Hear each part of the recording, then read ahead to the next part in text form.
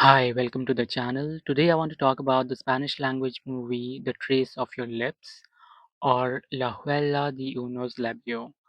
The movie is directed by Julian Hernandez, who has made quite a few short films and feature films, but this is the first one of his work that I have ever seen. And it's an interesting movie. It's quite erotic and it doesn't take itself too seriously, but it's also quite self aware. The director seems to have an interesting style and he has told the story of these characters in his own way. As a viewer, we may sometimes feel like shortchanged, but Julian sticks to his own ways for the most part.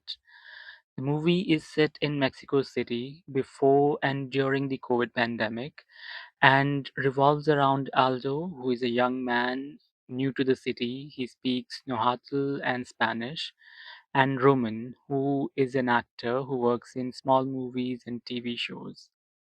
Now, the description of the movie says that it is about these two men during the lockdown, but that is not entirely true.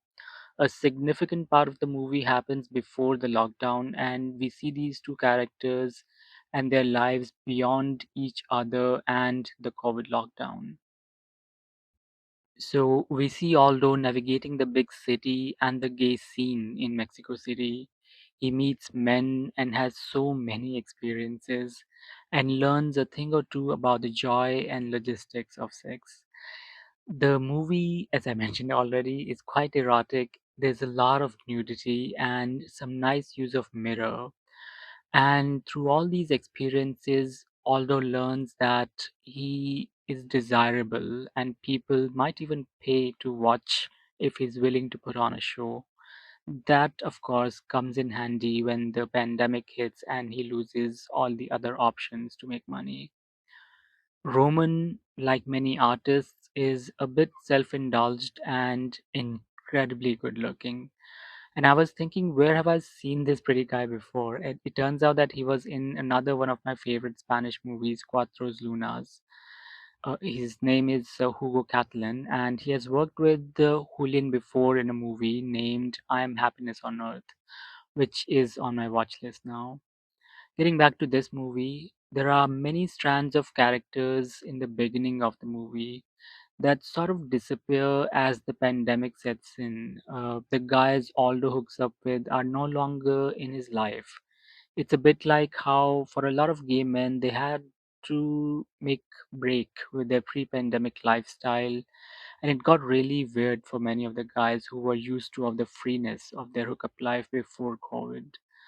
For Roman, though, it is different. He's probably not so free balling when it comes to hookups. He perhaps just hooks up with one of his co-workers whom he doesn't even like much, but maybe they are each other's secret. It's only during pandemic that he lifts his self-imposed embargo and starts to look for guys online. And that's when he starts to talk to Aldo, though they have shared a set before where Aldo was working as an extra and Roman was the star of the show. But now they are just two horny young men divided by a few walls that they cannot cross. I would like to talk about the tone of the movie, which is quite strange. At times, it feels like the director is mocking the idea of traditional epic romances.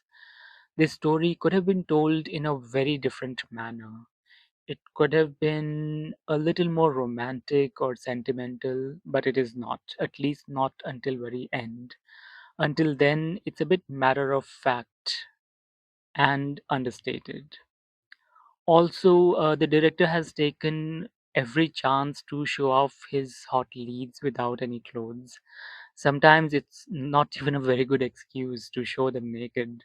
For example, there is one scene where Aldo's cousin dies due to COVID, and the paramedics, etc., are taking away the body and marking his flat to isolate him, and he's shown completely naked. I don't think that was required, but I guess Julian knows his audience, and it was quite tongue in cheek because later during Aldo and Roman's conversations, Aldo tells him that he once watched a movie that he didn't really like much, but he fast forwarded it through the sex scene. So I thought that was the director talking to the audience, telling them, "I know what you're doing. I know what you want to watch."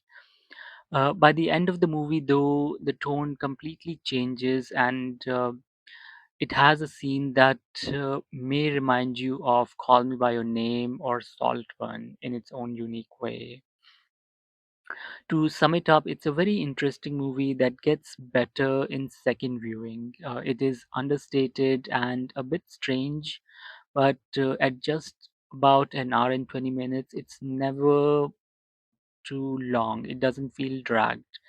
And if you don't like it, you can just fast forward it to your favorite scenes. So yeah, that's all I had to say about The Trace of Your Lips. Let me know if you have seen it and if you have liked it. Thanks a lot for listening and have a great day. Thank you.